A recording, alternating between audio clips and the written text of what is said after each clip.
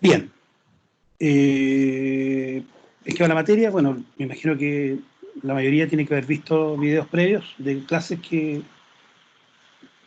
he dejado grabadas, las he hecho y las he dejado grabadas ahí. Y estamos trabajando, primero vimos el tema de inversiones, y ya cerramos ese tema, y la semana anterior, la última semana, digamos, de clase, entré con la temática de costos, lo que son egresos relacionados a un proyecto. Ok, eso es. Me voy a ir para allá. Estoy en el MS, por lo tanto, lo que ustedes están viendo está disponible hace ya hartas semanas en el LMS. Chiquillos, ¿se escucha bien? ¿Buen audio? ¿Se ve la pantalla? ¿Me avisa, por favor, cualquier inconveniente? ¿Todo ok o no?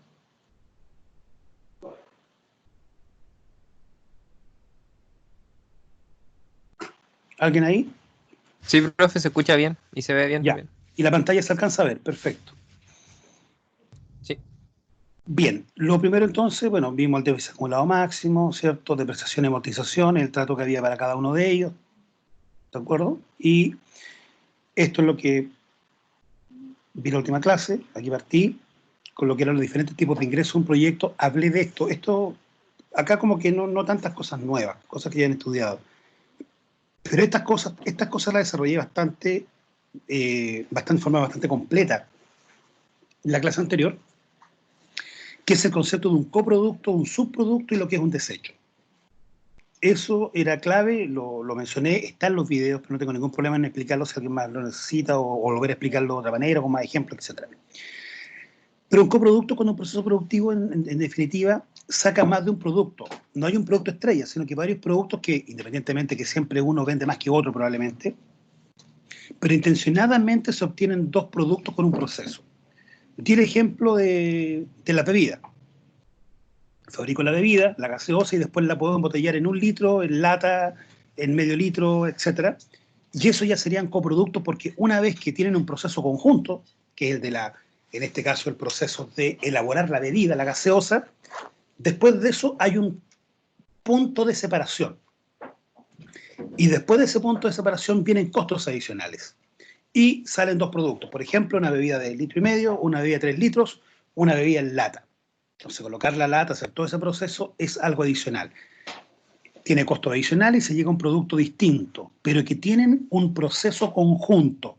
Esa es la palabra concreta. Tienen un proceso conjunto. Ahí aparece el concepto del coproducto. Bien, el subproducto, en cambio, el subproducto es un derivado. Entonces, hago un producto principal, sale un producto B, y ese producto B, de todas maneras, se le agregan costos, se le agregan elementos para poder darle valor a eso y poder también perfectamente venderlo. Lo expliqué en video y di ejemplos también de eso. Y el desecho es algo que yo no hago nada, eso quedó.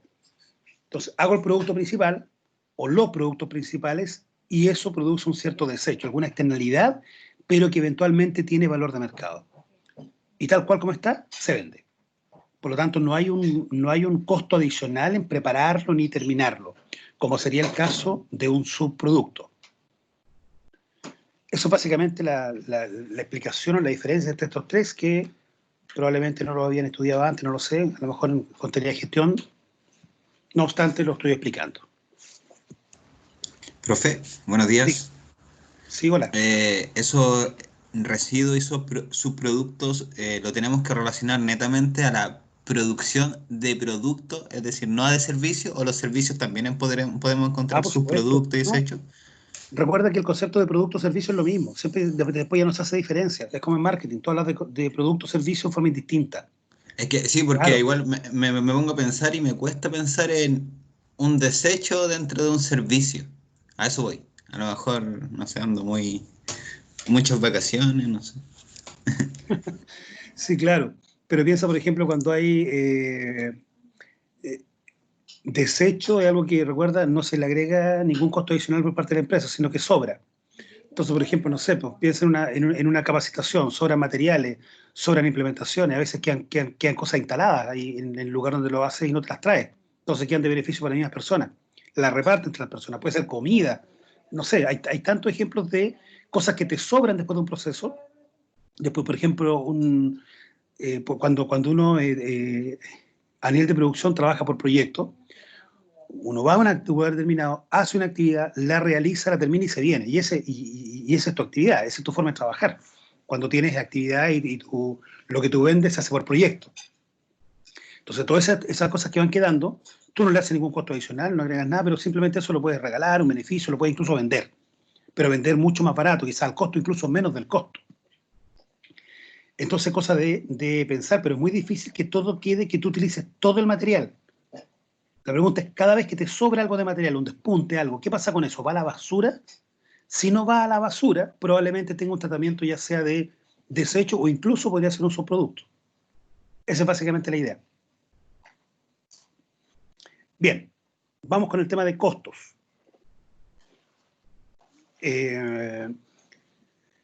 Bueno, antes de entrar acá tenemos que también coordinar la evaluación. Teníamos una evaluación pendiente que es la parte 2, ¿se acuerdan?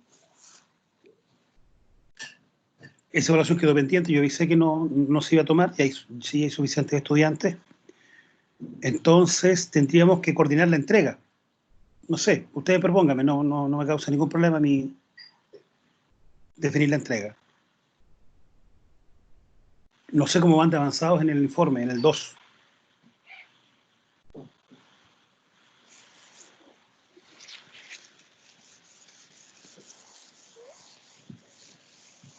No sé si podría ser, no sé, por ejemplo, a ver, hoy día estamos como veamos, hoy estamos a 20. ¿Próxima semana? ¿Podría ser la próxima semana? ¿Aló? Esta semana no pueden haber evaluaciones, pero estoy planteando la próxima.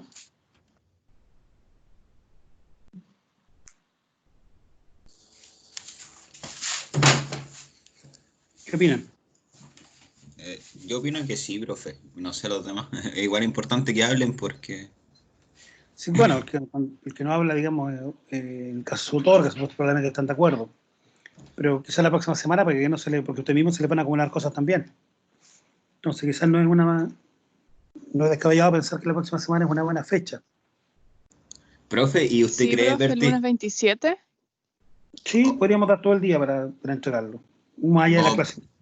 profe, en realidad no podría ser el lunes 27 en la tarde o el 28 en la mañana por el hecho de que de repente surgen, no son preguntas rotundas, pero a lo mejor no sé. Sí, pues eso sí, puede ser el lunes a última hora, a las 11 de la noche. Ya, profe. Sí, ¿Les parece, no? sí, está bien. Entonces,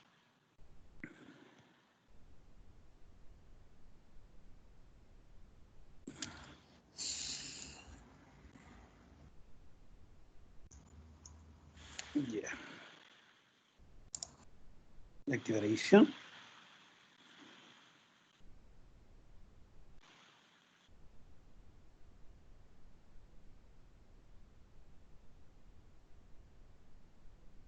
Entrega primer informe.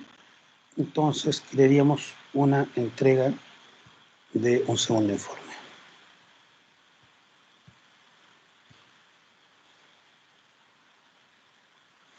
Este es evaluación 2.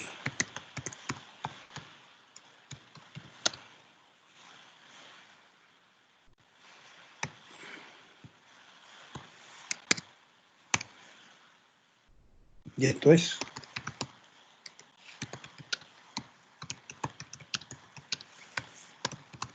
estudio técnico del proyecto. Eso es el lunes 27, ¿verdad? Está bien ahí, entonces. Sería 27 y vamos a estar 23 con, como costumbre, con 55.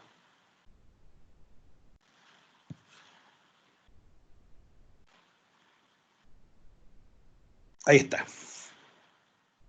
Evaluación número 2, se entrega segundo informe. Perfecto. Ya lo pueden ver en el MS. Está entonces activado.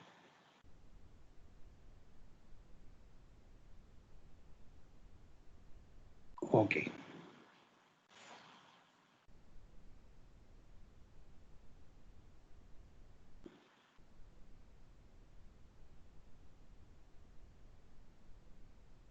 Perfecto. Ya estaría todo ok con eso y vamos entonces sigamos con lo nuestro. Ok. Entonces, estamos los productos, subproductos. Ahí está. Bien. Esto también lo expliqué, el beneficio por ahorro de costos, la recuperación del capital de trabajo, lo expliqué en bastante extenso, por lo tanto esto está creo que bastante bien explicado en el video anterior. Pero, por supuesto, insisto, si tienen consultas, no hay ningún problema con eso. El beneficio tributario, valor de desecho del proyecto, que es el valor que está al final del proyecto. Con esto, ¿qué es lo que quise decir? Que un proyecto puede terminar, pero no porque el proyecto termine, significa que sus activos ya no tienen valor. Entonces, por ejemplo, termina el proyecto y hay máquinas que están buenas, hay instalaciones que están buenas, hay cosas que tienen todavía valor, ya sea de mercado o incluso valor contable. Por lo tanto, ese valor, ya sea de mercado o contable, se considera dentro de los flujos de caja de un proyecto. Ya voy a ir para allá, hacia los flujos de caja. Entonces, ahí les voy a explicar cómo se hace el tratamiento de estos valores de desecho al final del proyecto. Ok. Bien, respecto a los costos del proyecto, egresos de un proyecto, recordemos que una forma de diferenciar los egresos de un proyecto es hablar de costos y gastos. Es lo universalmente más habitual, completamente de acuerdo. Pero también se le puede denominar a los gastos costos del periodo. Cuando le agrego apellido del periodo, se refiere también a gastos. Entonces, cuando hablamos de costos, hablamos de los costos de producción, costos de proceso, costos operacionales, etcétera, ¿cierto? Y dentro de los costos operacionales están también los costos del periodo, que es otra forma de referirse a los gastos. Eso es lo que estoy diciendo. Da lo mismo si se plantea como costo-gastos, no hay problema. De hecho, es preferible que, en mi opinión, que se plantee como gasto, pero las dos cosas son correctas. Un segundo. Ya. Bien. Lo que sí tenemos que hacer algunas diferencias cuando nos estamos refiriendo a costos de un proyecto. Y eso es lo que voy a desarrollar hoy. Avancé bastante en el video anterior, pero voy a retomar desde acá en adelante, porque este tema es bastante gravitante. Muchas cosas ustedes las saben, pero tengo que ir complementando con otras. Entonces, los costos acá, fíjense lo primero que digo, deben ser líquidos, esperados en el futuro y diferenciales. ¿Qué quiero decir con eso? Futuro y diferenciales. Entonces acá voy a ir explicando esto, pero no en el mismo orden quizás. Existe un concepto que lo hemos mencionado en alguna oportunidad, que es el famoso costo hundido. También se le conoce como costo sepultado o costo sumergido. Costo hundido. Y se refiere a un egreso, porque puede ser un costo operacional, como también podría ser el producto de una inversión, pero se refiere a un costo, a un egreso que no es parte del proyecto. O sea, tiene que ver con el proyecto, pero no nace a partir del proyecto. O sea, tomar la decisión de hacer el proyecto no genera un costo hundido. El costo hundido ya es histórico, ya viene el costo hundido. Por ejemplo, estamos pagando un arriendo de un local y hoy día ustedes en ese local quieren colocar su proyecto. Entonces, el arriendo del local no sería un costo del proyecto, porque básicamente es un costo hundido. Usted va a pagar ese arriendo con o sin proyecto. Entonces, la pregunta es, si el costo va con o sin proyecto actualmente, o por ejemplo una empresa que instala el proyecto, en el caso que una empresa esté en marcha y elabora proyectos, obvio, eso es muy habitual, si el costo es previo, ya viene el proyecto, se trata como un costo hundido y por lo tanto no es parte de la evaluación. Es sumamente clave, no es parte de la evaluación. No es costo, es un costo pero hundido, un costo histórico. En cambio, cuando el costo nace producto del proyecto, hablamos de un costo relevante, también se le conoce como costo incremental. Sería este. ¿Mm? Más adelante en el apunte están explicados, pero aún así quiero explicarlo desde ya. Entonces, hablamos de relevantes o incrementales. Son diferenciales, son los adicionales. Entonces, si hubiese que arrendar varias cosas, pero por ejemplo, o dos locales, o doble terreno, y por uno ya lo estábamos pagando y hay que pagar solo el otro, adicionalmente me refiero, tendríamos un costo hundido y un costo incremental. Y en el proyecto solo debiera considerarse el costo incremental. Por lo tanto, si usted dice, profesor, nuestro proyecto consiste en delivery, vamos a entregar nosotros cosas a domicilio, no sé, vamos a hacer despachos. Perfecto. Vamos a usar 2 camionetas, pero ya tenemos una. Voy a dejar la mía, de uno de los socios, para que en el proyecto se pueda utilizar y compramos otra. Entonces, claramente la inversión solamente considera una camioneta. No puede considerar ambas, dado que la otra no es parte de la decisión. Cuando yo considero dentro de un proyecto una camioneta, es porque voy a evaluar ese proyecto y voy a evaluar si vale la pena o no hacer el proyecto completo, incluida la compra de la camioneta. Pero como la primera camioneta ya estaría comprada, no puede ser parte de una decisión, porque esa decisión ya se tomó. Eso lo convierte en un costo hundido, sepultado o sumergido, como acabo de decir, que es lo mismo. Bien, la estimación de los costos futuros constituye uno de los aspectos centrales del trabajo evaluador, tanto de la importancia de ellos en la determinación de la rentabilidad del proyecto, obvio, finalmente vamos a terminar calculando indicadores de evaluación de proyectos, como la variedad de elementos sujetos a la valorización como desembolso del proyecto. Entonces, aquí lo clave entonces, tiene que tener relación directa al proyecto y debe nacer con el proyecto. En caso contrario, es un costo, va probablemente a la contabilidad, muy probablemente, pero no es costo del proyecto, dado que no sería un costo incremental, no sería un costo en este caso relevante. Bien.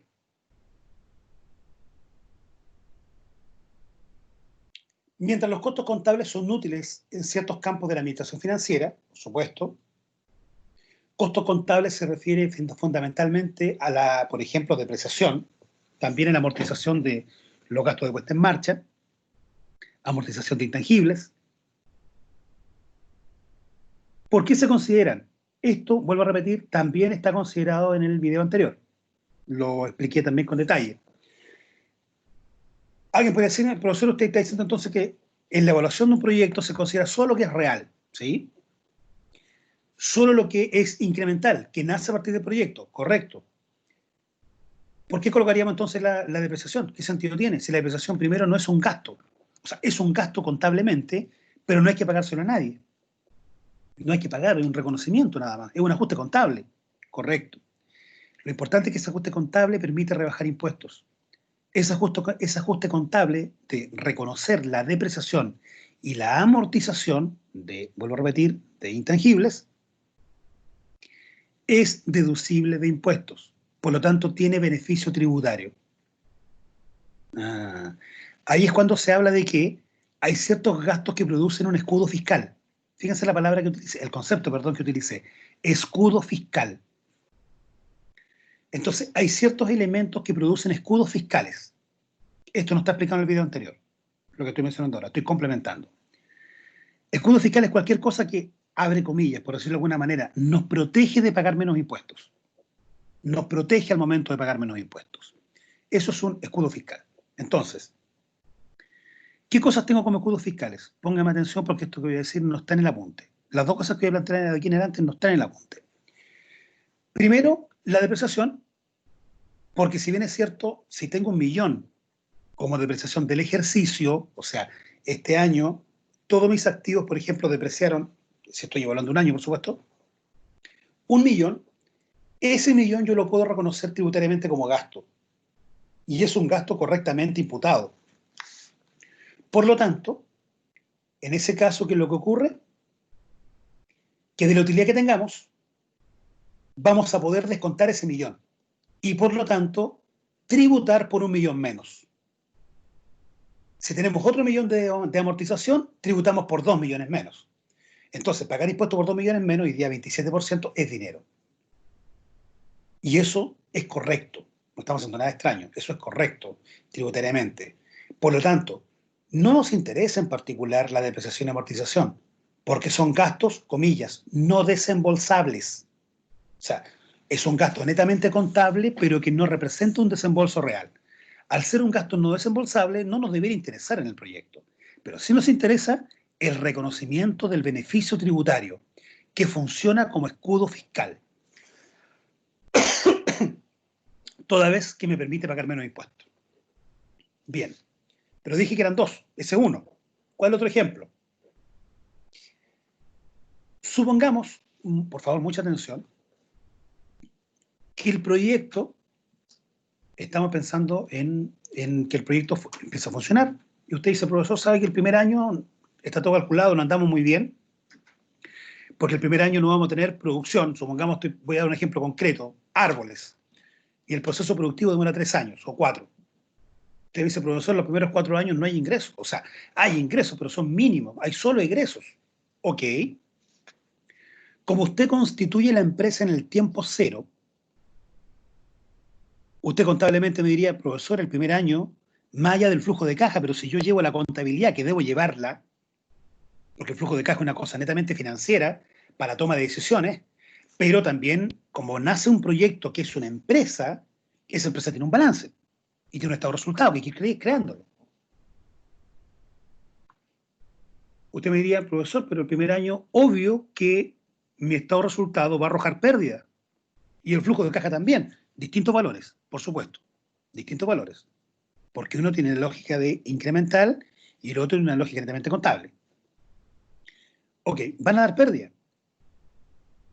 En un flujo de caja va a dar, perdón, en el flujo de caja va a dar un valor negativo, que sería un flujo negativo, y en el estado de resultado derechamente se llama pérdida. La pérdida es una cuenta, ¿cierto?, del estado de resultado. Perfecto, entonces, mucha atención, por favor. Supongamos que el primer año usted me dice, profesor, tengo 10 millones de pérdida. Ok, pero usted me dice, pero no es malo porque está considerado. Yo sé que el proyecto en el segundo o tercer año se recupera y tiene creación de valor y un muy buen proyecto. Lo que pasa es que es tardía, los ingresos son tardíos. Y yo inyecté capital de trabajo para funcionar 3 años, ya saben cómo hacer eso. Pero aún así, yo no puedo inventar ingresos el primer año, no puedo inventarlos. Tengo cubierto pagar sueldos, pagar arriendo, pagar todo. Lo consideré y por lo tanto lo tengo como parte de la inversión en el ítem inversión en capital de trabajo. Aún así, contablemente no puedo inventar ingresos, por lo tanto, tengo contablemente pérdidas. Y eso está correcto. Y le cuento más, profe, el segundo año también tengo pérdidas. Recién el tercer año tengo utilidades. Ok.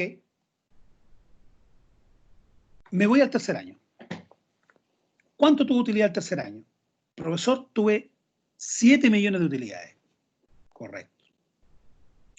Lo que correspondería al tercer año sería pagar el 27% de esa utilidad, que es el impuesto a la renta, en caso general. Lo que corresponde es que usted tiene utilidad y por lo tanto paga el impuesto de esa utilidad. Nada nuevo.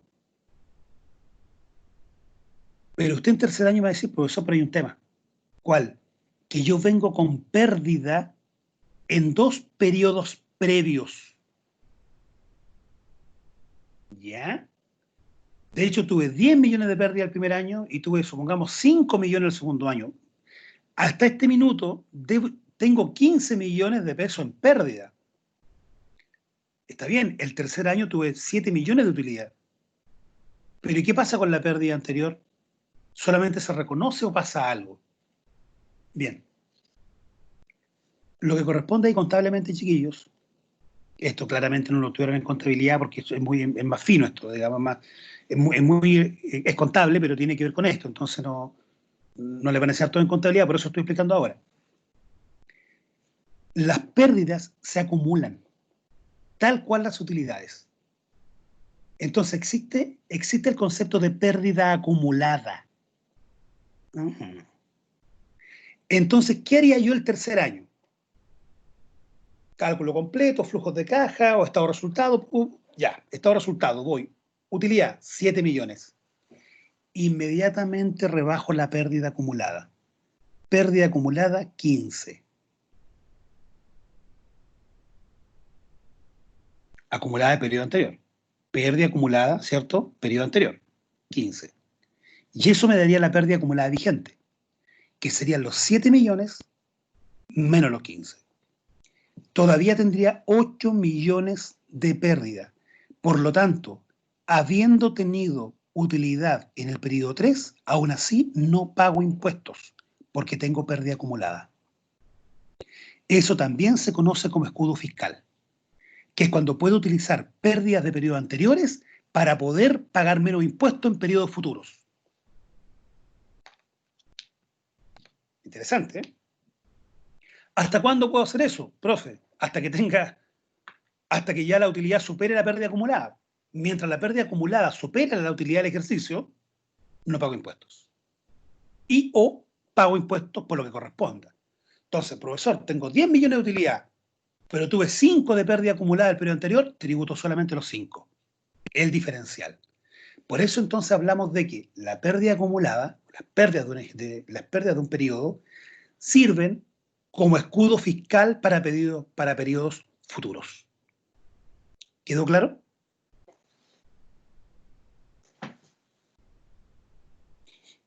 ¿Aló? ¿Se entendió el concepto entonces? Sí, Es el concepto de escudo fiscal. También se le llama beneficio tributario de la pérdida, da igual los nombres, pero lo concreto es que ya entienden el concepto. Y el concepto más utilizado es el de escudo fiscal. Funciona entonces como un escudo fiscal. De acuerdo. Dos casos entonces, uno desarrollado en mi lámina, que es el de la depreciación y amortización, y el otro es el de las pérdidas acumuladas, que no está en mi apunte. Pero ya lo expliqué y lo desarrollé. Bien. Chiquillos, esto nada nuevo. Lo hemos visto desde negocios que venimos estudiando esto. Pero tiene algunas cosas que son interesantes o variantes, si usted quiere, dentro de un proyecto. ¿Qué cosas? Claro, el costo fijo, profesor, ya sabemos que el costo fijo es un costo que no tiene que ver con las unidades. Ese es el tema. El costo fijo no tiene relación con las unidades. O sea, es un valor que, ¿cierto?, es constante para un determinado nivel, no es infinito. Para un determinado nivel de producción, el costo fijo se mantiene constante independientemente de la unidad producida. Y el costo variable, chiquillo, acá una cosa súper importante. El costo variable, ¿por qué lo digo? Porque se cometen muchos errores acá, lo veo muy seguido. No es solamente un costo que varía. Tiene que variar con alguna proporcionalidad a las unidades.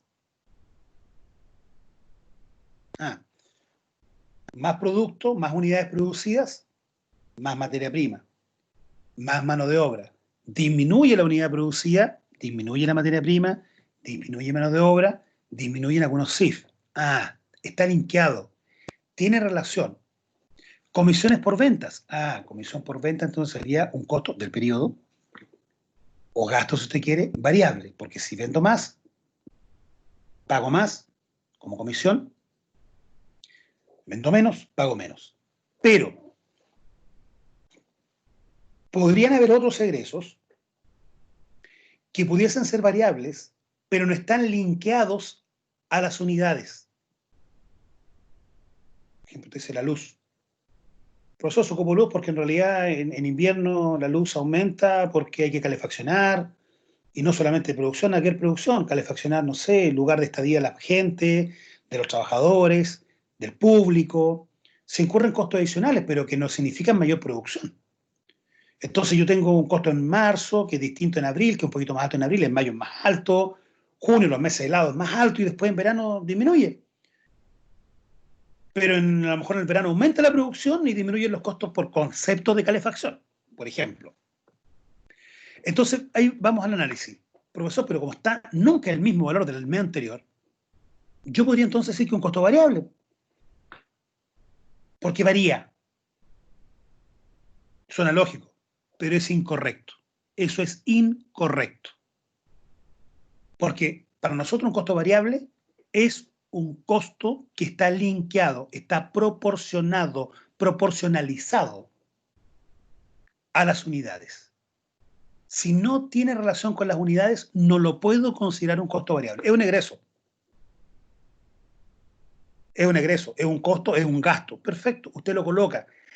Usted lo va a calcular, lo va a estimar. Usted dice, sabe que los inviernos son más helados, ¿cuánto gasta en invierno? Y eso se provisiona, o no, no provisión, provisión es un cálculo estimado de cuánto va a ser.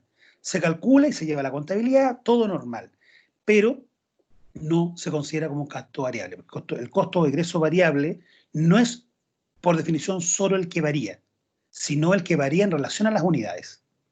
Tenerlo muy claro.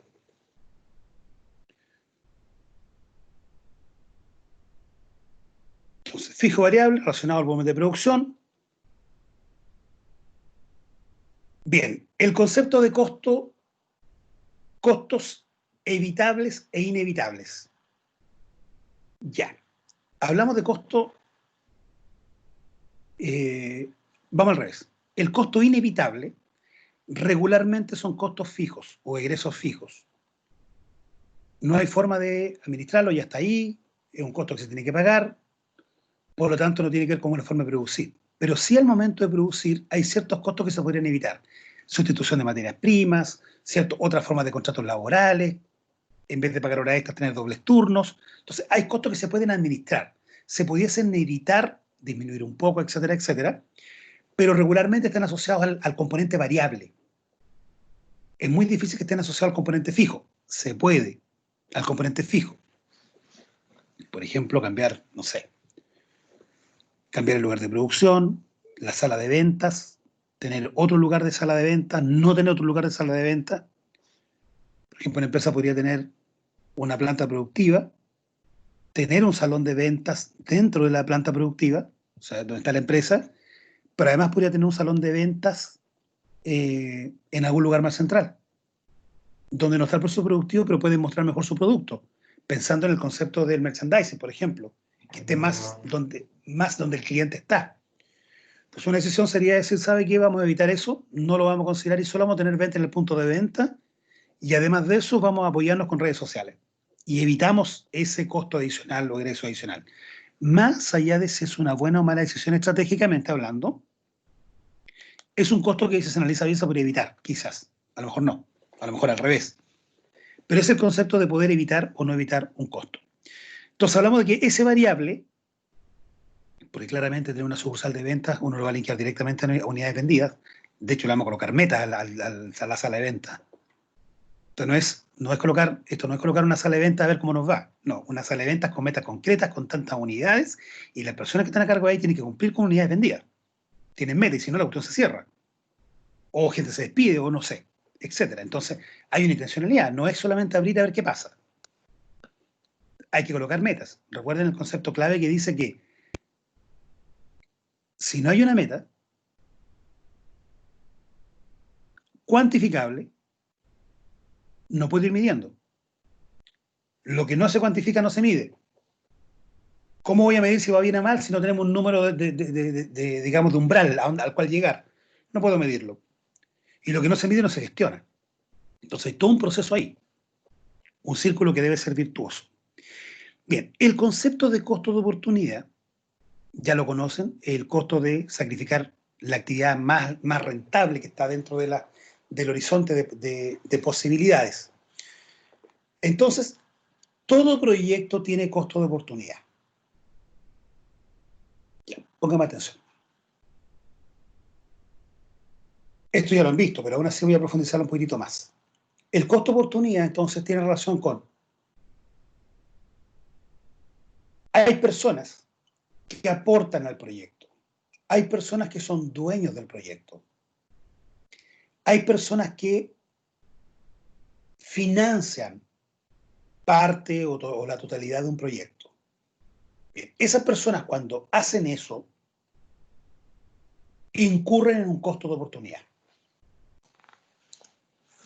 Si usted me dice, seamos socios, hay que poner 10 millones. Perfecto. Si esos 10 millones los tengo, disponibles, al meterlo al proyecto dejo de usarlos en otra cosa. Pierdo la opción de usarlo en otra cosa. Y esa otra cosa puede darme un beneficio. Por último, una satisfacción. Puede ser, el costo de oportunidad puede no ser monetario. Eso lo estudiamos en cálculo financiero. Por lo tanto, dejo de gozar ese dinero por el proyecto, que me permite, el proyecto que me va a significar estar 2 años sin recibir ingresos, tal cual como lo decíamos antes. Perfecto. Entonces, tengo un costo de oportunidad. De alguna manera, invertir en un proyecto hace daño, afecta a la persona que invierte, porque toma una decisión de inversión que lo anula para hacer otras cosas con ese dinero. Correcto. Entonces, hay un costo de oportunidad. Por lo tanto, todos los que aportan recursos para un proyecto tienen un costo de oportunidad. Y ese costo de oportunidad se tiene que evaluar. Hay 2 formas de considerar el costo de oportunidad en la evaluación de un proyecto. Bien. La primera es la menos usada, pero se puede perfectamente utilizar. La primera es indicar directamente en el flujo de caja el costo de oportunidad. Me voy a explicar más todavía. Vamos a hacer el proyecto, todo bien, 3 años, mismo ejemplo que venimos desarrollando ya hace un rato. Desarrollamos el proyecto, todo bien, pero alguien dice, oiga, pero el terreno que teníamos, ese terreno, usted puede decir, pero el terreno no está considerado en el proyecto porque el terreno lo teníamos de antes, entonces era un costo hundido. Perfecto. ¿Y por qué lo quiere colocar en el flujo de caja? No, si no quiero colocarlo en el proyecto. El tema es que ese terreno, ahora que lo vamos a ocupar en el proyecto, tenemos que terminar el arriendo con la persona a la cual le teníamos arrendado el terreno. Ah, el terreno estaba arrendado, ¿sí? Y esa persona nos pagaba 1 millón de pesos mensuales por el proyecto. O anuales, si usted quiere. Digamos anuales. 1 millón anual. 1 millón anual por el terreno. Entonces, cuando yo evalúo este proyecto, cuando hacemos este proyecto, ¿qué pasa con ese millón? Ahora lo voy a dejar de percibir. Ese millón es un costo relevante. En este caso, un ingreso. O un egreso, no lo sé. Pero el concepto es que es relevante. Hablamos en general de costo relevante, independientemente de qué dirección vaya. Es relevante porque tiene que ver con el proyecto. Está linkeado. Entonces, si hago el proyecto, dejo de percibir ese dinero, desocúpeme el local porque voy a construir algo acá. ¿Y ese millón? ¿Qué hacemos con ese millón? Bien, chiquillos, esto no está en ninguno de mis apuntes. Nunca lo he puesto en mi apunte y no creo que lo coloque. Esta es una sutileza, pero debe ser considerado. Ese millón debe ser considerado en el flujo de caja en forma negativa. Entonces, ingresos, costos, etcétera, etcétera. Costo de oportunidad. Pérdida de arriendo. Como usted le quiera llamar, la cuenta contable me da lo mismo el plan de cuenta. Pérdida por arriendo. 1 millón negativo y tiene que ir en la evaluación económica y financiera del proyecto. O sea, el VAN que vamos a calcular después, todos saben lo que es un VAN, el VAN y la TIR que vamos a calcular después, tiene que ser capaz de soportar esa, abre comillas, pérdida de ingreso por ya no tener en arriendo ese terreno o ese local. ¿Y por qué? Porque si el VAN da negativo, alguien podría decir, profe, ¿sabe que era mejor mantener arrendado el local y no hacer el proyecto? Si no lo considero, póngame atención, y el flujo anual nos diera 900.000. 900.000. Usted diría, profesor, está bien, 900.000, pero el terreno lo arrendábamos antes en 1 millón.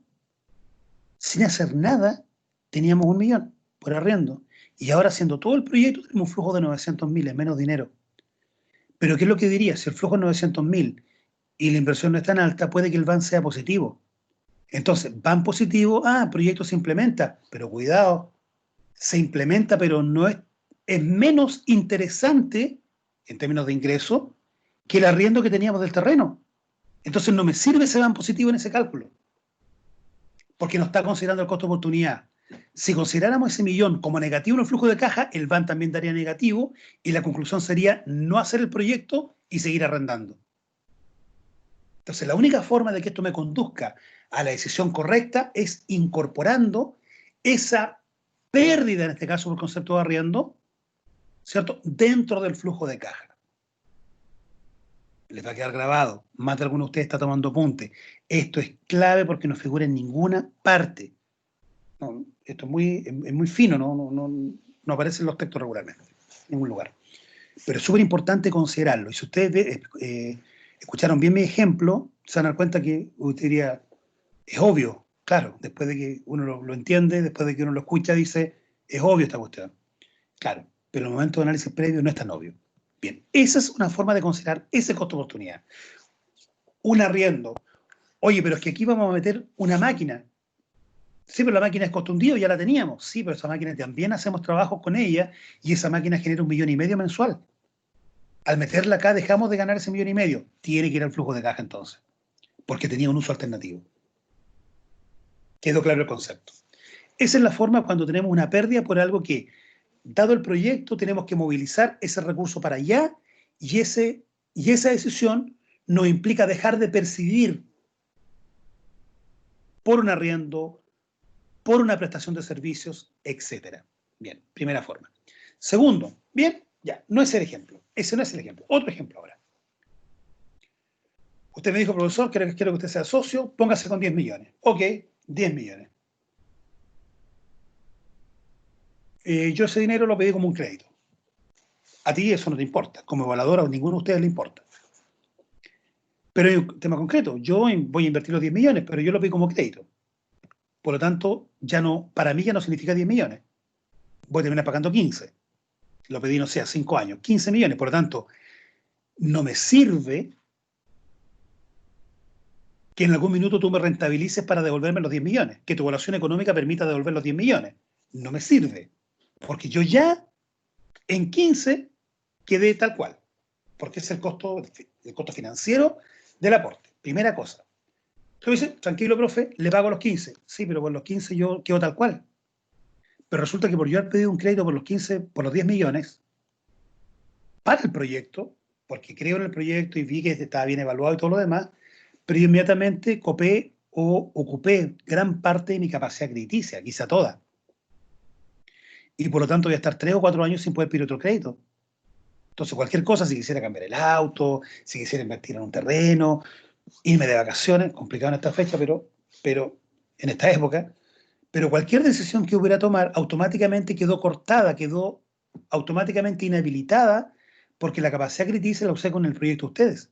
Entonces, vuelvo a repetir el concepto anterior, tengo un costo de oportunidad. Haber pasado los 10 millones me hace daño. Y no solamente los 5 millones de intereses, sino que dejo durante 3 o 4 años de tener capacidad para poder hacer cualquier cosa con el dinero. Porque mi capacidad crediticia la ocupé contigo.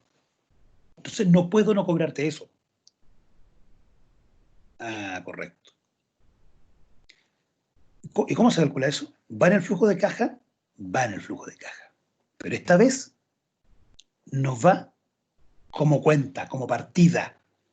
No es como gasto por costo de oportunidad, pérdida por arriendo. No, no va ahí. En ese caso, ese costo de oportunidad va incorporada en la tasa de descuento. Como tú me lo pides a mí como dueño, yo estoy aportando al proyecto que ustedes están gerenciando, eso que me está ocurriendo de que debo pagar intereses, de que dejo de cambiar el auto, de que me tengo que sacrificar porque creo en tu proyecto, todo eso está considerado en el costo del patrimonio, el KP.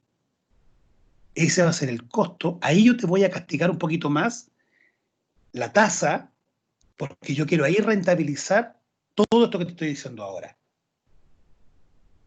Entonces, cuando yo diga, profesor, el KP de este proyecto es 20%. ¿Por qué un 20%? Porque el dueño, no sé a cuánto pidió el crédito, pero él más el crédito, más el costo de oportunidad, más su cálculo, 20%. Hay un método técnico para calcularlo. Lo vamos a estudiar cuando entremos al tema de flujo de caja. Pero ahí está. Entonces, pero esto tiene que ver lo mismo que veíamos antes. El costo del patrimonio es más caro que el costo de financiamiento. Por supuesto. El banco presta dinero, trabaja en eso. El banco cobra, no sé, 10% anual. Pero yo tengo un costo de oportunidad más alto que el banco. Primero que yo me endeudo con el banco y le pago al banco lo que tengo que pagar y además tengo que ganar yo. Entonces ya estoy sobre el banco. Si el dinero es mío, lo mismo, claro, saco los intereses, pero queda vigente todo el costo de oportunidad que mencionaba hace un ratito atrás. Y por último, el banco presta 10 millones, presta 10, puede hacer 1000 veces la operación de prestar 10, porque tiene súper atomizada su deuda. Sus préstamos están atomizados, son miles de clientes. Yo no puedo pedir 1000 veces 10 millones al banco. Puedo hacerlo una, dos o tres veces, quizás solo una. Por lo tanto, tengo mayor riesgo. Yo no tengo todos los huevos en diferentes canastas. Es una sola. Yo no puedo financiar, ningún inversionista puede financiar 100 proyectos en simultáneo. Eso no es viable. Eso lo puede hacer un banco. Por tanto, además el banco cuando te presta dinero, te analiza, te evalúa, tiene métodos técnicos para evaluar, digamos, el riesgo de crédito, pero no el inversionista. Un inversionista no tiene herramientas técnicas para evaluar el riesgo del proyecto. Hay herramientas, pero no es mi giro. Ningún inversionista tiene como giro evaluar riesgo crediticio o riesgo de inversiones. Entonces, ante esa falta de información, también se castiga en la tasa. Entonces, hay diferentes razones, que ya algunas las hemos estudiado en ramos anteriores, pero hay diferentes razones que explican por qué el KP es más alto que el KD, por qué el costo del financiamiento vía patrimonio es más caro que el financiamiento vía deuda. Aparte de lo que ya hemos estudiado respecto al beneficio tributario de la deuda, que también es importante. Modeling y Miller son los que plantearon eso, lo demostraron. Bien.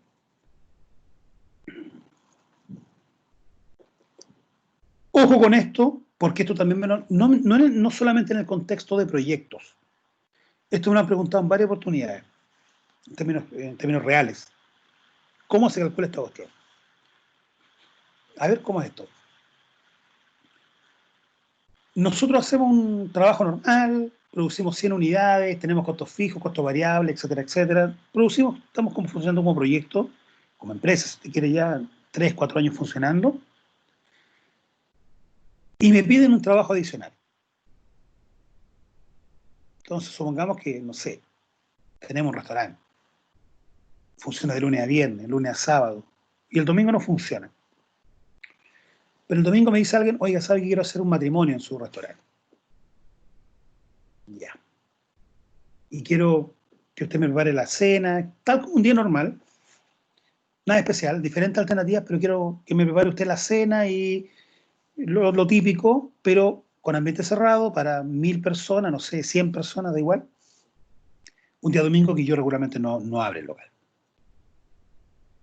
Aquí viene el concepto de ¿y cuánto se cobra por eso?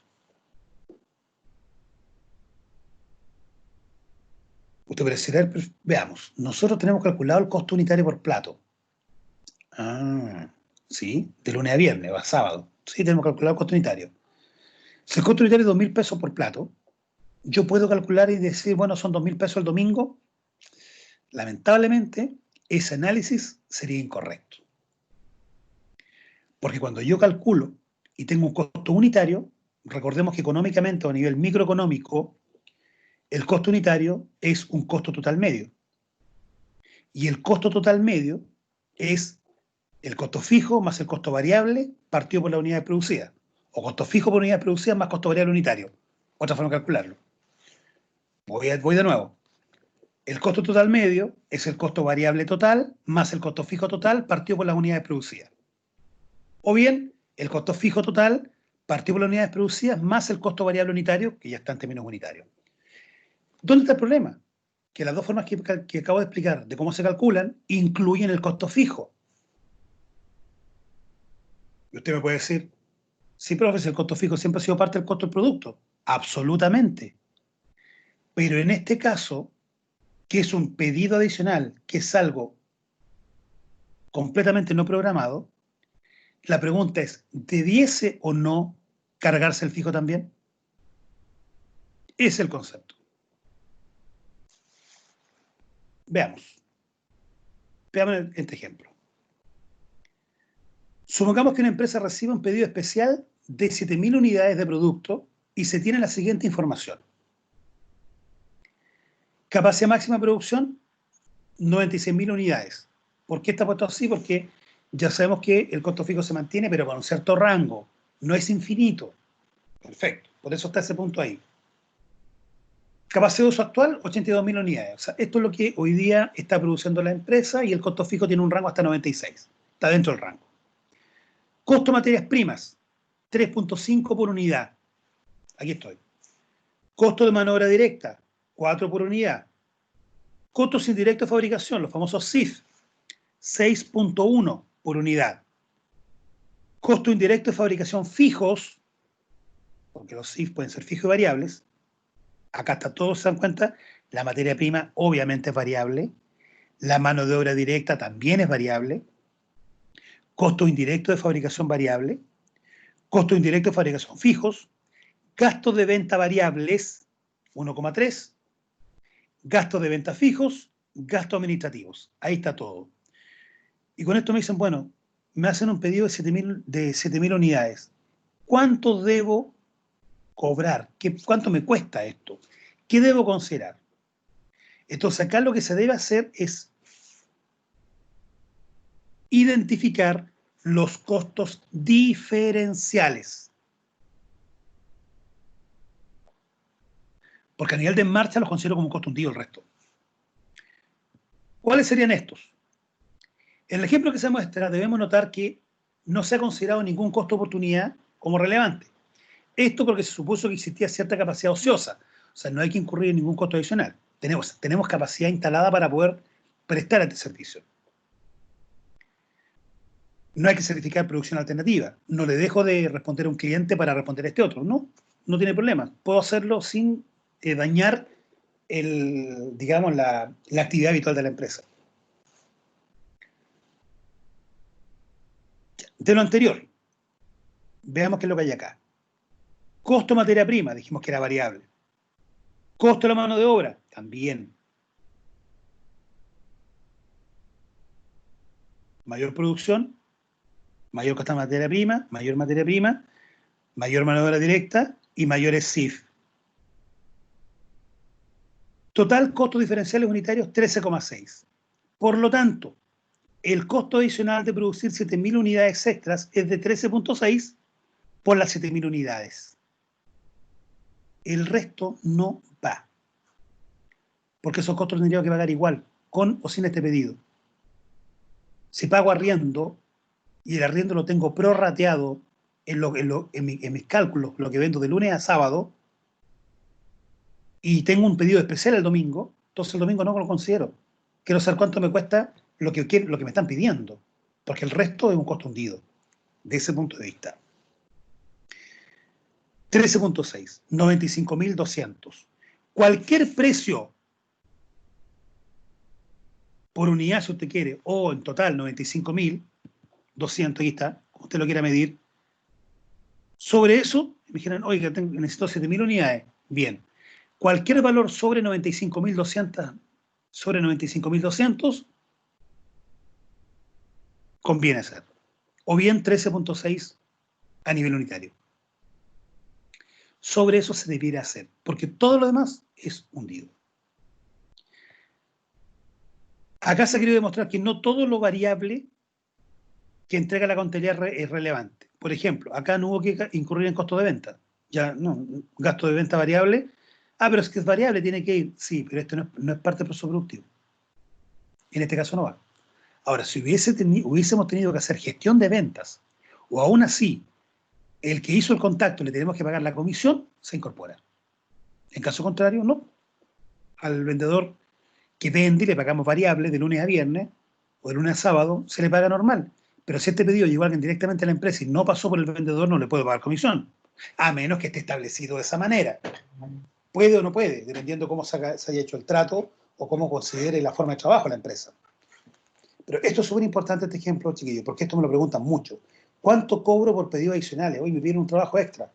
¿Cuánto? ¿De dónde parte? Entonces algunos dicen, bueno, cobro solo. Algunos cometen el error de decir, bueno, todo. Incorrecto. Otros, solo materiales.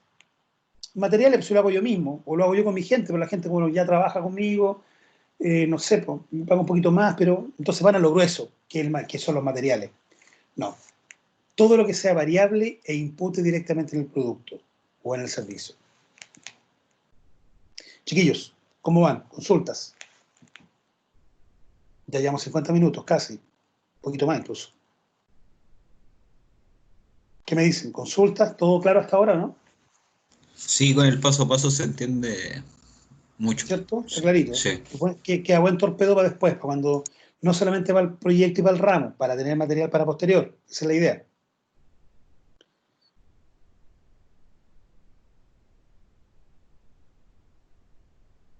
Ya, perfecto.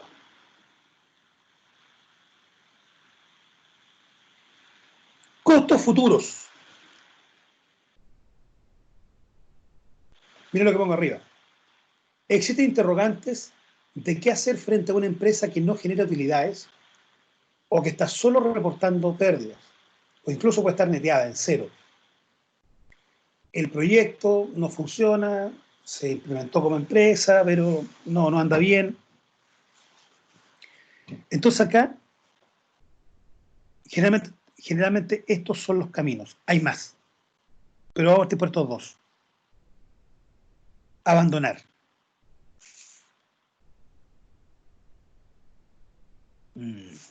Abandonar el proyecto. Chuta. Regularmente acá, los proyectos cuando no son, acá estamos hablando de un proyecto que se evaluó, se implementó y finalmente en el camino no resultó. Alguna evaluación estuvo mal hecha o algunas condiciones de mercado cambiaron y por lo tanto los resultados no fueron los esperados. En ese caso, una opción es el abandono, otra es mantener. Pero ¿qué es lo que ocurre? El abandono siempre se ve como una alternativa lejana. Entonces, en muchas oportunidades, la empresa sigue funcionando más tiempo del que debe. Por no reconocer la derrota, por no reconocer que el proyecto estuvo mal evaluado, por un tema de amor propio, seguir adelante, por love affair, si usted quiere, me gusta mucho este proyecto, era el proyecto de mi vida, me gustaba, siempre soñé con tener esto, entonces sigue empujando, en este caso un carro que no va para ningún lado. Y no se toma la decisión de abandonar el proyecto. ¿Qué es lo que ocurre, chiquillos, con esto? Que, primera cosa, impacta en varias partes. Lo primero, el abandono no oportuno genera un negativo más negativo. Flujo de caja negativo, pérdida, como usted lo quiera llamar. Entonces, si debía haber cerrado en marzo y todavía estoy combatiendo en julio, probablemente el negativo de marzo era muy inferior al negativo que tengo hoy día, que puede ser un negativo tremendo, alto, más complicado. Entonces me hace más difícil cerrar. Entonces muchas empresas que terminan diciendo cosas como yo no cierro porque me sale más caro cerrar que mantener. Si cierro tengo que pagar acá, tengo que indemnizar, tengo que, etcétera, etcétera. Se requieren millones que no tengo. Entonces prefiero funcionar, estoy levemente a pérdida, o aún no tengo pérdida, estoy cerca de las pérdidas, o tengo pérdidas pero son moderadas.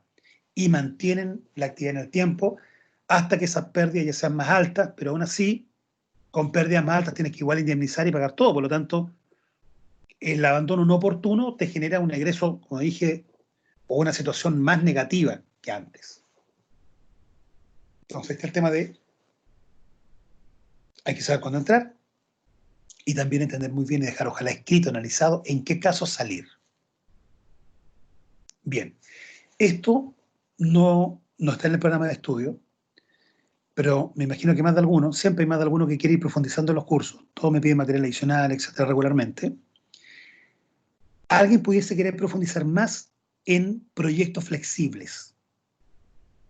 Es una modalidad distinta a lo que estamos hablando ahora, donde se puede evaluar alternativas en el camino del proyecto. En el camino del proyecto. Vuelvo a repetir, esto no es parte del programa, esto ya es materia más avanzada de proyecto y generalmente se estudia a nivel de posgrado, de especialización en finanzas y evaluación de proyectos. Aún así, voy a dar el dato por si alguien lo quiere profundizar y el tema, incluso yo mismo les puedo suministrar material. Existe una forma que es valorar proyectos vía opciones reales.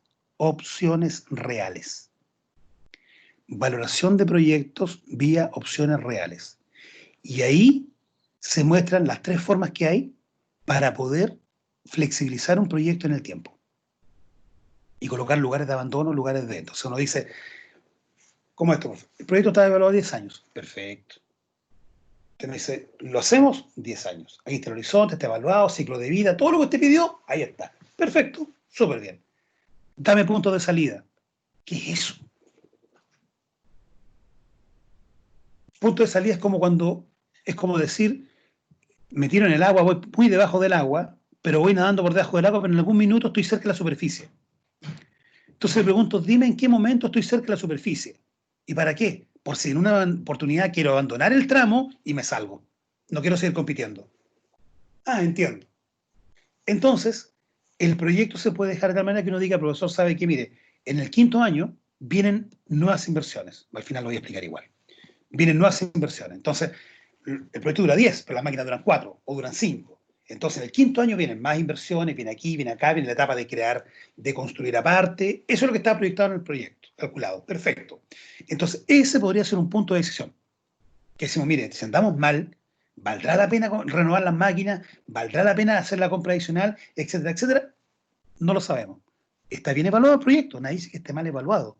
Pero ahí, si por algún motivo algo falló de lo calculado, ese es el punto de horizonte para mirarlo. Entonces coloco un punto de observación en el periodo, por ejemplo, 4 o en el 5. ¿Y qué más hay? En el 6, profe, tenemos otro. ¿Por qué? Porque si llegamos al 6 y pasó todo bien, tal como queríamos, incluso mejor, tenemos la posibilidad de ampliar. ¿Pero no está ampliando el proyecto? No, profe, el proyecto está evaluado en forma normal, lo más esperado. Pero si todo anda bien, la pregunta es si todo anda bien, ¿nos vamos a quedar con la misma capacidad? O sea, colocamos un restaurante para 200 personas, no sabíamos cómo nos iba a ir, pero resulta que ahora nos están quedando 200 más afuera y vamos a esperar los 10 años para evaluarlo de nuevo. Yo diría inmediatamente, oye, ampliemos esta cuestión para que quepan las 400 personas, estamos perdiendo plata. Suena razonable. Entonces, ¿cuál es el momento oportuno para evaluar una ampliación? No va en la evaluación original.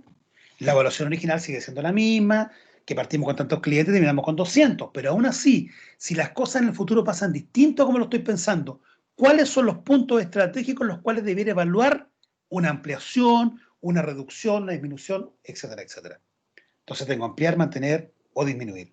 Bien, esas son opciones que voy a tener dentro del proyecto. A esas opciones se le llaman opciones reales. Entonces el proyecto además se le colocan evaluaciones reales. Eso además se acompaña con cálculos numéricos, por supuesto. Bien, expliqué más de lo que tenía que explicar. No le quité tiempo, más de 5 minutos, pero ya tienen claridad de que es posible darle, abre comillas, flexibilidad a la primera evaluación, que por ningún caso estoy diciendo que esté mal hecha. Está bien hecha. Es como una forma de decir, ¿y qué pasa si? ¿Y qué pasaría si? Estamos preparados para cualquier cosa, buena o mala. Eso es.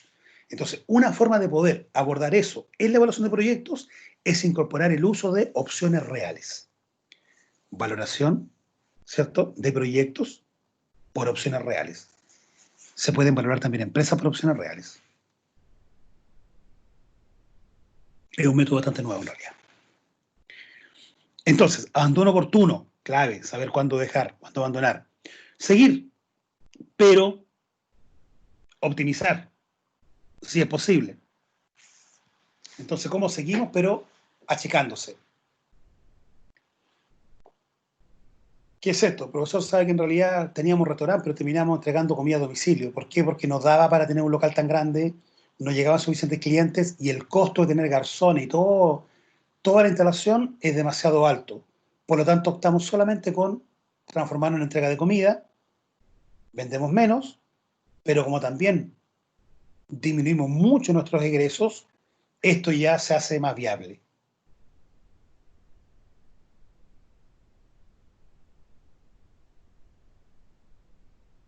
Relacionado con lo mismo. Llega un momento que tenemos que pensar si vamos a aumentar la capacidad productiva en función de qué está pasando con el mercado, ¿Se mantiene o se disminuye? Esto es en el caso de mantener. Si usted mantiene, en el caso de abandono ya no hay mucha alternativa. En el caso de abandono hay que ver cuál es el punto. Lo importante del abandono es tener definido qué alertas tienen que ocurrir para abandonar. Esa es la mejor forma de hacerlo, no lo expliqué antes, pero lo complemento ahora. Acabo de explicar que cuando corresponde abandonar, la gente no abandona. Es lo más habitual, y lo he visto muy seguido, chiquillos, y lo he visto cuando ya pasan peores cosas las que les he mencionado. No es solamente que después los egresos sean más altos, pasan cosas peores. Por ejemplo, si usted abandona en el momento oportuno, puede abandonar, aparte de que el egreso es menor, un egreso negativo, hay un daño, sin duda, no estamos discutiendo eso, pero usted puede todavía no tener, abre comillas, daño en el sistema financiero. Pero cuando abandona tardíamente puede ocurrir eso. O sea, si me doy cuenta de que ya la cosa no anda bien, no va a andar bien. No he tenido utilidades, he tenido pérdidas, pero pérdidas moderadas. Por lo tanto, todavía sigo funcionando, tengo mis líneas de crédito, tengo mi situación, abre comillas, al día con el banco o el sistema financiero. Ok, pero si dejo pasar eso y ya entro, por ejemplo, en morosidad, está informada la empresa del sistema como morosa, se pierde toda opción de reconvertir, se pierde toda opción de hacer otro proyecto, se pierde toda la opción. Entonces, le sumo a un proyecto con números que están más negativos de los que podrían estar, le sumo además una situación en la cual esta empresa sale del mercado financiero. Por lo tanto, pierde toda posibilidad de acceder a crédito, por ejemplo. No solo eso, hay clientes que por la forma de trabajo exigen a sus proveedores no estar informados con alguna morosidad del sistema financiero, ya sean clientes o proveedores, porque eso puede hacer algún tipo de daño, efecto colateral. Entonces, la razón es súper simple. Si una empresa funciona a pérdida y sigue funcionando a pérdida, cualquiera diría, ¿por qué funciona a pérdida? Declaró un resultado financiero al fisco el año pasado pérdida y sigue funcionando. Entonces el fisco, ¿qué es lo que va a hacer? Va a decir, impuesto interno, vaya y fiscaliza esa empresa. Porque la única forma que una empresa esté funcionando a pérdida es que el que está a cargo, administrando, la gente, los dueños, no saben cuándo salir, o bien hay ingresos que son negros, economía sumergida. O sea, están, abre comillas, vendiendo más de lo que figura, de lo que ellos indican que están ingresando. Por lo tanto, lo que van a hacer es fiscalizarlo. Y regularmente la fiscalización llega y dicen, no, pero para la única forma que este señor está haciendo trampa es que esté coludido. Los primeros que le caen a los proveedores y también a los clientes. Entonces, cuando yo sé que una empresa está funcionando mal, me va a salpicar su problema. ¿Qué es lo que hago? Cierro filas con esa empresa. Entonces digo, oye, nuestro proveedor de materias primas está con un problema, entró en default y está con problemas legales. ¿Qué digo yo? Pum, cambiamos de proveedor. Porque si no, me van a fiscalizar a mí también. Y en una de esas encuentra cualquier tontera, no tengo idea, algo que esté desordenado. Nadie quiere que lo fiscalicen o nadie quiere estar en los ojos de alguien. Entonces, cuando el proveedor cae, regularmente salpica. Entonces, te causa problema por todos lados el no salir a tiempo. Eso es lo que quiero dejar súper claro. El abandono no oportuno puede hacer daño directo y daño colateral para otras empresas. Por lo tanto, es clave saber cuándo salir. En una oportunidad, fue hace ya bastantes años, una empresa grande, la más grande de local, por supuesto regional, pero en su tiempo fue la tienda más grande de ropa, la más grande. El local era media manzana, tremendo, de todo adentro. Una suerte Falabella hoy día. Bien, una empresa tradicional, un matrimonio extranjero, turco si no me equivoco, ¿sí? Se vino a Chile en los años 30, 40, se instala, abren un pequeño negocio, creció muchísimo, una atención espectacular, gente muy cariñosa, muy conocida, se hicieron queridos por diferentes, donde instalaban locales, extraordinarios, súper bien. Sucesión. ¿Qué es eso? Los hijos toman la empresa. Se reparten las empresas, ya tenían varias, bencineras, ferreterías, tiendas, multitiendas. No sé cómo se llama eso cuando, pero retail. Y tuve la oportunidad de participar en esa, por lo menos de saber lo que ocurría, porque no había mucho que hacer. Bien, la empresa en ese momento, estoy hablando del año, no más allá del año 2000, han pasado 20 años.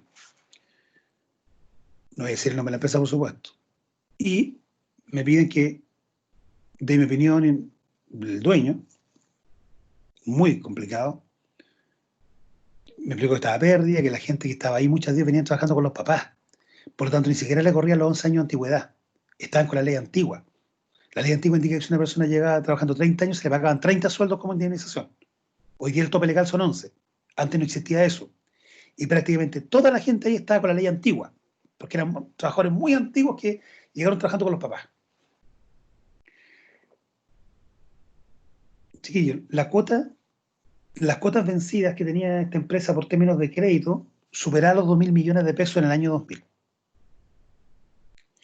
El gasto financiero, solo los intereses, que es lo que estaba tratando de pagar la empresa, pero ya no era capaz ni de pagarlo, eran aproximadamente 500 millones de pesos mensuales. La empresa ya pérdida de verdad 8 meses. Y no tenía ingresos interesantes hacía 2 años. Situación financiera del dueño. Ya tenía morosidad en todos lados. Hice una consulta a un banco, donde el ejecutivo era una persona conocida con la cual había trabajado, y pedí información. Y me dijo, la respuesta fue categórica, me dijo, esa empresa está tan complicada que la única posibilidad que yo le preste dinero es que el dueño me deje en garantía la plaza de armas de la ciudad. O sea, una forma elegante de decirme, no hay ninguna posibilidad, no había nada que hacer, fue tarde. Si hubiésemos podido llegar 3 meses antes de la morosidad, se pudo haber... Bueno, en realidad esto se está grabando. Se pudo haber hecho varias cosas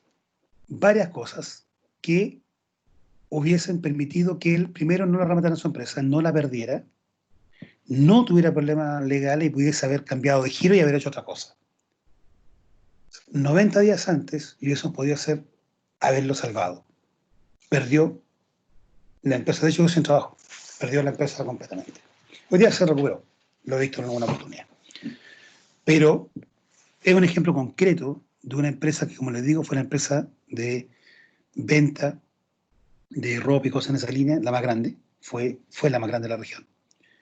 Era de los padres, pero la segunda línea, la segunda asociación, no pudo andar bien con la empresa y, como les digo, los datos eran muy complicados. Ahí hubo un ejemplo concreto de no saber, bueno, no tomar decisiones a lo mejor las más adecuadas, pero además hubo un tema con no abandonar en el momento oportuno. ¿Consulta, chiquillos?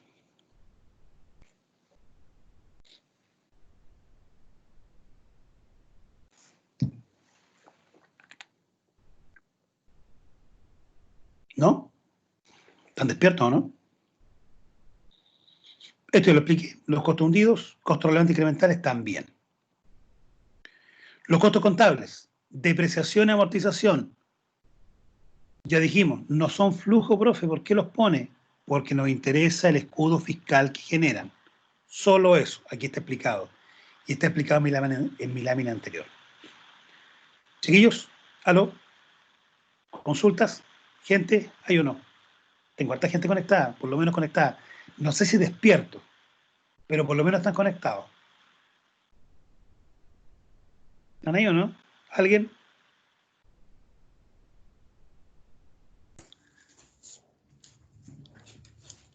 No creo que siga no creo que quiera conversar conmigo de nuevo, si ya. ¿Y el resto están durmiendo? Yo creo que sí, a lo mejor. Vamos, Igual vamos a ver. ¿Qué pasaría si empiezo a nombrar a esta gente? A ver. Con juegos, profe, a ver. Ya, si No por contesta, favor, pero veamos, 0.1 décima. veamos. Diego debe estar, porque Diego siempre pregunta y está siempre en clase. ¿Está Diego, no?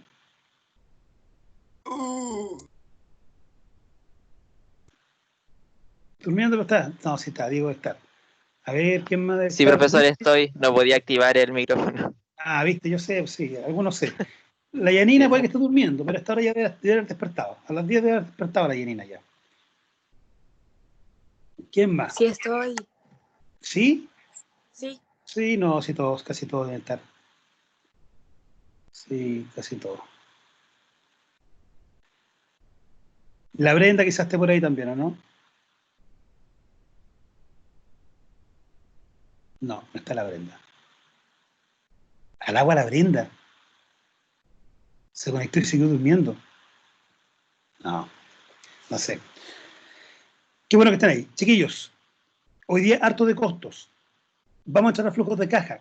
Voy a ver bien cuánto termina el semestre para ver cuánto nos quede para reprogramar las clases y espero, no sé si tenemos que hacer alguna adicional, pero tenemos que pasar los contenidos. Por lo tanto, es probable, no lo sé, puede que alcancemos, que tengamos que programar alguna clase adicional. La próxima semana tenemos ya alguna hora y cuarto de clase. ¿Está bien? Profesor, ¿le puedo hacer una Diga. consulta? Sí, claro.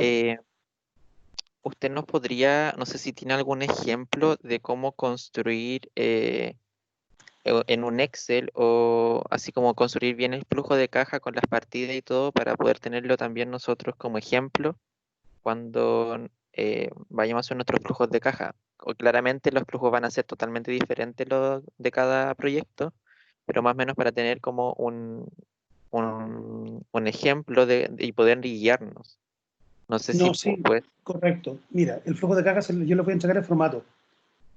Les voy a entregar el formato y a ustedes justamente lo van a tener que ir adaptando a lo que ustedes tienen. No les voy a explicar cómo se hace y cómo se calcula todo. No, no hay problema. De hecho, está. Y eso lo vamos a hacer probablemente en Excel. Así que sí, está hecho. Les voy a entregar material, no está hecho. Usted simplemente tiene que guiarse y hacerlo. No hay problema. Chiquillos, Gracias. ok. Dos temas que voy a intentar desarrollar van más allá de lo que debo hacer por programa, pero puede ser interesante. O sea, claramente uno de ellos es útil completamente. El otro sería ideal que lo pudiésemos ver, aunque es materia de otro curso previo. Pero como no siempre se alcanzan a ver todos los contenidos en todos los ramos, prefiero en vez de llorar porque no lo vieron, prefiero enseñárselos nomás. Entonces, lo que vamos a hacer en la próxima clase, les voy a enseñar vamos a repasar la forma de llevar los CIF. Si se dieron cuenta en el problema anterior, los CIF eran 6,1. 6,1 sobre 3 y algo. ¿A qué me refiero con eso? Me refiero a que los costos indirectos en muchos casos son sumamente fuertes dentro del proceso productivo, ya sea de producto o servicio. Entonces, el CIF es súper gravitante y súper potente. Y regularmente no están las mejores formas para poder determinarlo. Entonces, vamos a trabajar sobre un caso muy, muy breve. No sé si breve, pero van a aprender muy bien. No, no puedo abrirlo directo. Que es el caso este.